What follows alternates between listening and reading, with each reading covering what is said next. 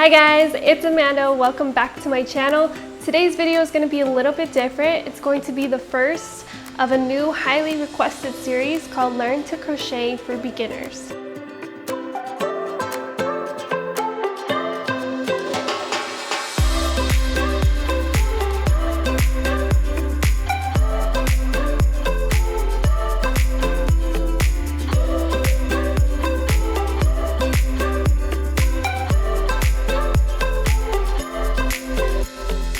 So this series is going to bring it back to the basics and start from the very beginning. I want anybody of any age to be able to watch this series and learn how to crochet. So we're going to talk about yarn weights, the different types of fibers, the hook sizes, and what works best for different projects. Now I know it can get confusing, but I want to make this as simple as possible so that when you finish this video, you'll feel confident that you're choosing the right yarn for your project. Now before we get started, I just want to say that I hope you guys truly enjoy the process of learning and don't forget to have fun with it. Crochet for me is like playing. Like I get so many ideas, my creativity's blowing, and my soul feels so happy, like anything is possible.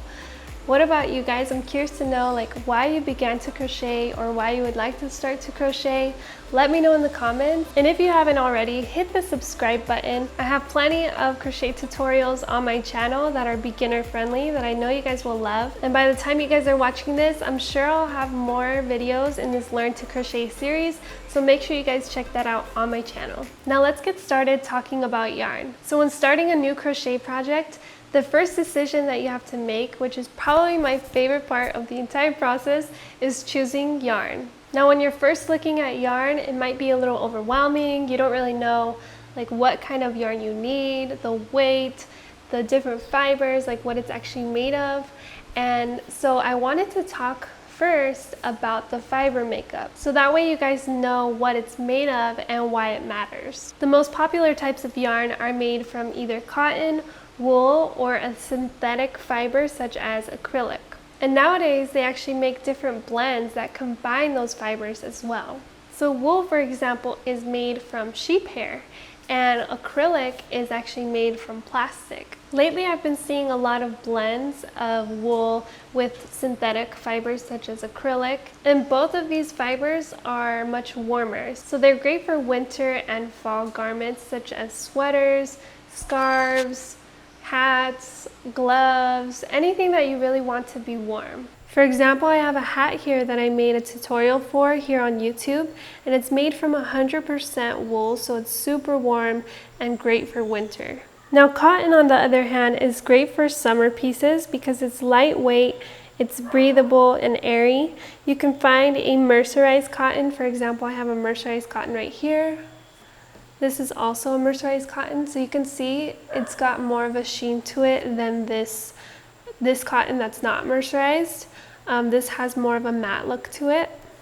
Mercerized cotton is really great for highlighting your stitches and making them really stand out, whereas regular cotton is also used on garments too, but a lot of people like to use them on home decor like towels, rugs, accessories, things like that. So for example, I have a top that I made out of mercerized cotton, and this is also a tutorial that I have on my YouTube. It definitely has more of a sheen to it. It's airy and really a great yarn for summer. I'll also throw up some photos here so you can see it in daylight. There are many other types of yarn that are becoming more popular, like nylon, bamboo, rayon, and even linen. Nylon is great for outdoor projects, for bags, or anything that needs more durability. It's stain resistant, very strong, and it also has a very beautiful luster to it.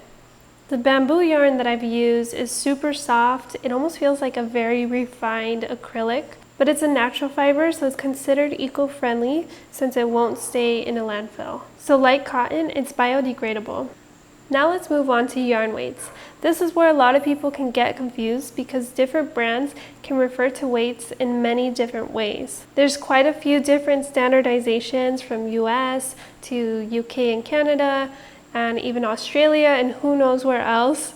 To keep my life simple, I like to stick to US. For me, it's simpler to refer to them in numbers rather than names. The numbers correlate with the yarn from small to big, so it goes from a number 0 all the way up to a number 7.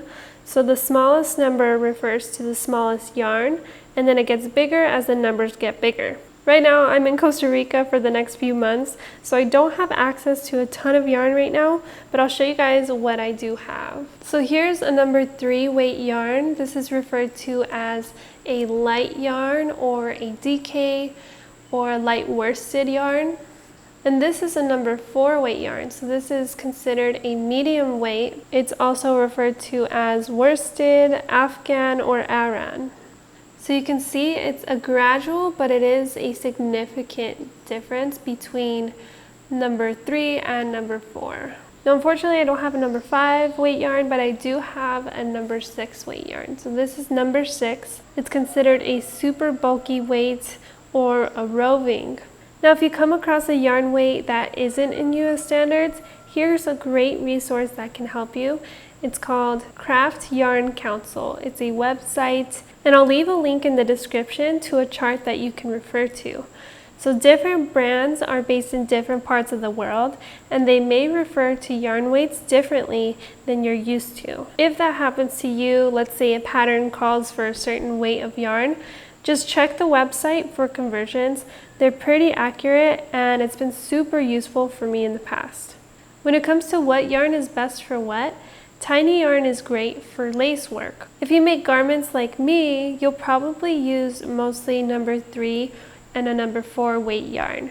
That's what most patterns call for, and it's easy to work with. You still get a great detail on your stitches, and it drapes nicely on the body. Now number 5 and number 6 weight yarns are bulky and most often used on home decor projects like blankets, baskets, rugs, but also accessories like bags and garments that you want to be chunky. For example, this scarf, I actually used a number 5 weight yarn. You can find it on my YouTube channel.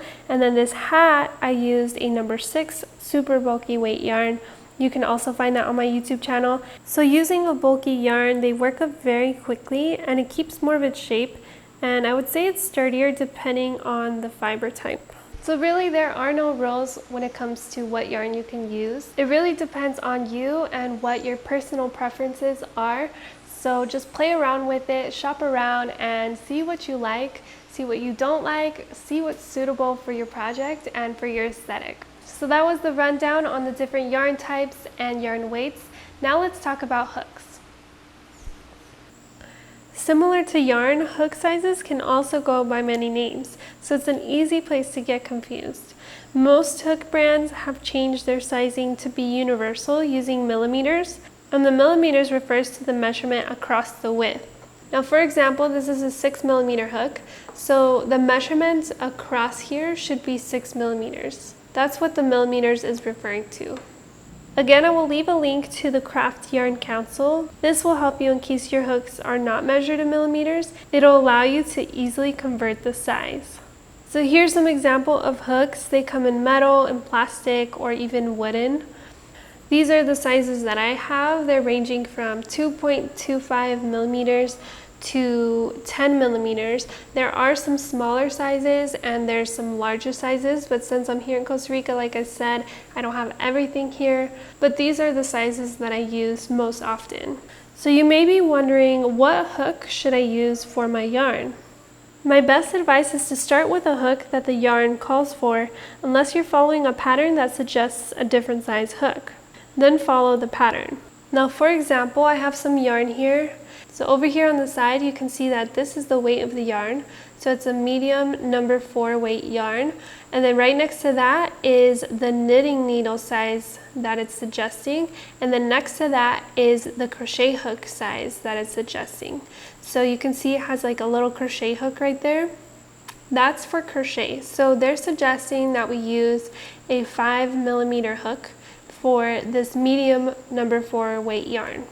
So like I said, if you're creating your own design, start with what the label on the yarn suggests.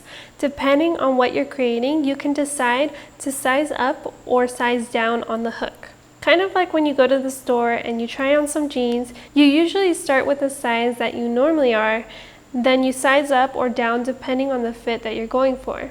Same with hooks. For example, if I'm making a crochet bikini with this yarn, I could start out with a suggested hook. Try it out, crochet a swatch, and see if the tension is what I'm going for. If not, if the stitch is too loose, then I'll size down on the hook for a tighter stitch. If I want a looser stitch, then I'll size up on the hook. So there's no real magical formula. All brands of yarn are a little different, and so are hooks, believe it or not. The size of the hook may be the same, but the shape of the hook can change your tension. So for example, this hook has more of a pointed end on it, as you can see, whereas this hook has more of a square end to it. Now these are different sizes, so this may not be the best example, but I've noticed sometimes when I'm crocheting with more of a square hook versus more of a pointed hook, it can change my tension. So even if I did have two sizes that are exactly the same, sometimes the ends are a little bit different and it changes the tension or how like tight or loose your stitch is. The best way to figure out the hook size is to start with the suggested hook on the yarn label, try it out, and change it up depending on what you're going for. So I hope this video was helpful to you. As you can see, there really is no right or wrong way to go about choosing your hooks or yarn. It really is experimental and it's a personal preference. It really is an art, so don't forget to have fun with it. Try not to take it so serious and enjoy the craft. And whatever rules you do come across that people may share with you, you can use them as guidelines, but don't feel like you have to stick to them.